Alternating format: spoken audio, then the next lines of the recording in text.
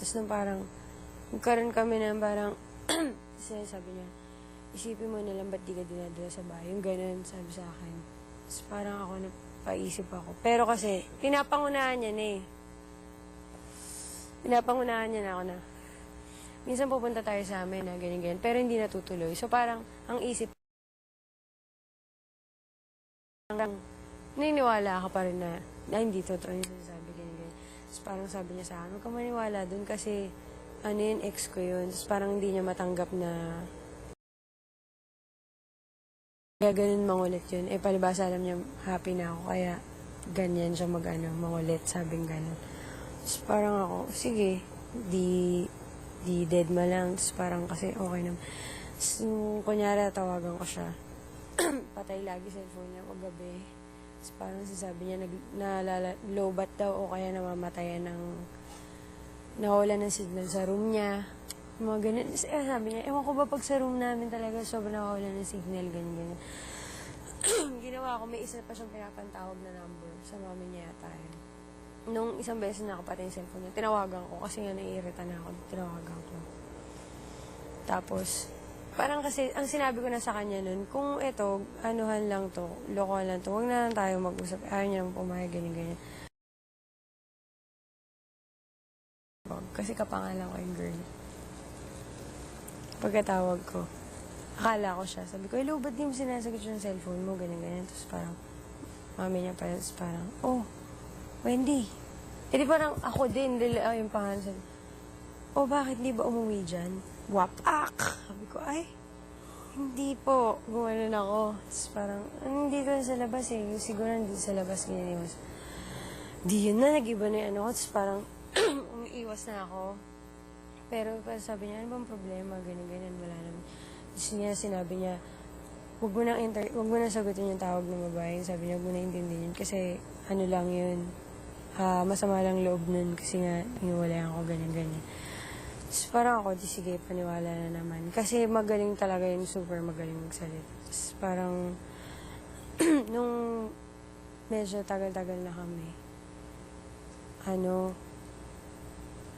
yung merong okasyon yata or something, malara, gusto ko sumama. Sabi ko, ba't tayo mo pasamahin? Ganyan. Sabi niya, ang una niyang inamin sa akin yung baby. Sabi niya, ayoko kasing makita nila nakakatapos lang ng problema, ganyan. Sana maintindihan mo. Sabi ko, hindi ako papayag, ganyan. Tapos talagang namuwersa ako na, hindi, ganyan. Tapos parang, sabi niya, hintayin mo lang paliwanag ko, ganyan. Tapos yun, sinabi niya na nagsasama sila. Pero maghiwalay na sila. Parang ganun. Hindi niya sinabi na Di parang ako, sabi niya, di siya na maniwala. Sabi niya, di ayaw maniwala. Di dapat paano ako nakakasama sa'yo. Parang ganyan. Channeling. Eh di tagal na naman. Hanggang umabot na siguro 4 months. Tapos yun, bigla na lang yung dahil nga nasaktan na siya sa mga sinasabi ko na yan lang, di mo ako masama, ganun. Sabi niya, sige, nasisabihin ako. Tapos yun, sinabi niya. Sabi niya, sorry, di talaga ako worthy sa'yo. Sabi niya, ganun. Mali ko talaga, ganyan. Pero, hiniwalayan ko na, sabi niya. So, parang naging dating, ako pa yung reason na nagkaanan sila. Pero ang sinasabi niya kasi, tagal na silang parang nagkapilitan lang dahil nga may something. So, parang nagkapilitan lang. Shucks, kinakwento ko na lang ito sa login. Ayun, tapos yun, nung sinabi niya na gano'n, sinabi niya, grabe talaga, bumaba ako na sa akin, sumiyak ako sa isang sulok. Trip. May kwento, okay lang. Yeah. Taking risks. Tapos diba, ang tagal na. So, parang super risk na talaga yun na. Parang, yan, ba't pa kami nag-meet? Baka may reason. Yung ganun. Siyempre, pag yung moment, isipin mo, baka ganun. True. Sobrang, talaga.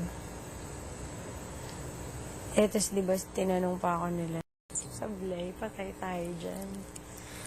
Nawindang ako. Pero wala akong masasabi sa tao. Mabait siya eh. magkaroon na talaga ng conflict na gano'n. Hindi yan. Ang bata pa na.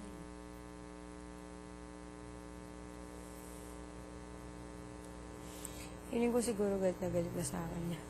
Parang, kung, syempre, hindi naman ako magdidesisyon dito kung ano yung papalabas, di ba? Tapos, kunyari na palabas yun. Tapos, syempre, hindi naman alam ng lahat. Parang ilan na yun. Feeling ko, sobrang galit na sa akin. Yun yung isa kong wino-worry na parang, basta naman. Kaso kasi ilang beses ko na tinry na, tapusin. Ayaw niya naman. Tapos, sabi niya na magagawa ng parang, tapos parang hindi naman. No? Ang dami niya Pasensya na lang. ang dami niya pa rin kasing gustong gawin. And feeling ko bago niya matapos yung mga gagawin niya, parang, basta ako din naman, maraming, alam mo yun, parang,